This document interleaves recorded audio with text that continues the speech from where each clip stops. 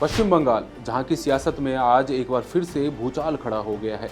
चुनाव रणनीतिकार प्रशांत किशोर की पुरानी संस्था आईपैक से जुड़े ठिकानों पर ईडी की छापेमारी और उसके बाद शुरू हुआ कानूनी युद्ध अब देश की सबसे बड़ी अदालत यानी सुप्रीम कोर्ट जा पहुंचा है।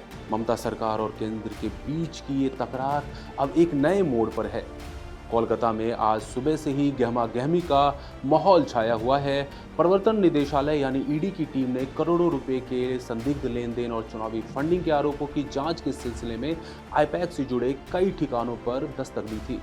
लेकिन कहानी में ट्विस्ट तब आया जब पश्चिम बंगाल की पुलिस और ममता बनर्जी सरकार ने इन छापों को राजनीति से प्रेरित बताते हुए इसका विरोध शुरू कर दिया था। राज्य सरकार ने इस मामले को लेकर तुरंत सुप्रीम कोर्ट का दरवाजा खटखटाया है। ममता सरकार की दलील थी कि केंद्रीय एजेंसियां राज्य की पुलिस के अधिकार क्षेत्र में हस्तक्षेप कर रही हैं और जांच के नाम पर लोकतांत्रिक संस्थाओं को निशाना बनाया जा रहा है। सुप्रीम कोर्ट ने इस मामले की सुनवाई करते हुए दोनों ही पक्षों से संयम बरतने की सलाह दी है। कोर्ट ने ईडी अफसरों पर दर्ज एफआईआर पर अगली सुनवाई तक रोक लगाते हुए नोटिस जारी किया है।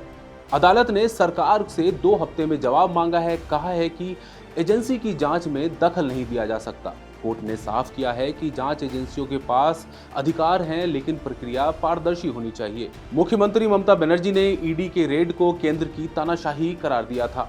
उन्होंने आरोप लगाया था कि जब भी राज्य में चुनाव करीब होते हैं, केंद्रीय एजेंसियों का दुरुपयोग बढ़ जाता है। वहीं दूसरी ओर बीजेपी ने तंज कसते हुए कहा कि अगर कुछ गलत नहीं है तो ममता सरकार जांच से क्यों डर रही है।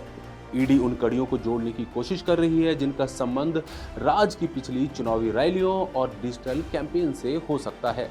बंगाल की जंग अब केवल गलियों और रैलियों तक सीमित नहीं रही, बल्कि अदालत के गलियारों तक पहुंच गई है। सुप्रीम कोर्ट का अगला फैसला तय करेगा कि जांच की दिशा क्या होगी और क्या राज्य पुलिस बनाम केंद्रीय एजेंसी की ये जंग थमेगी। वहीं पश्चिम बंगाल विधानसभा चुनाव को लेकर टीएमसी और बीजेपी के बीच कांटे की टक्कर जारी है। ममता बनर्जी का आरोप है कि विधानसभा चुनाव के रिजल्ट को प्रभावित करने के लिए केंद्र सरकार ईडी की रेड इसी द्वारा एसआईआर जैसी गतिविधियों को अंजाम दे रही है। वहीं केंद्रीय गृह मंत्री अमित शाह ने पश्चिम बंगाल का दौरा करके बड़ा ऐलान किया है।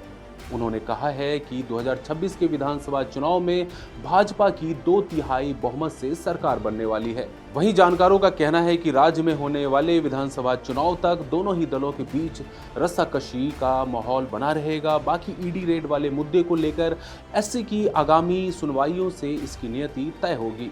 आज के लिए बस इतना ही। खबरों का सिलसिला जारी है। देखते रहिए इंडिया.com। शुक्रिया।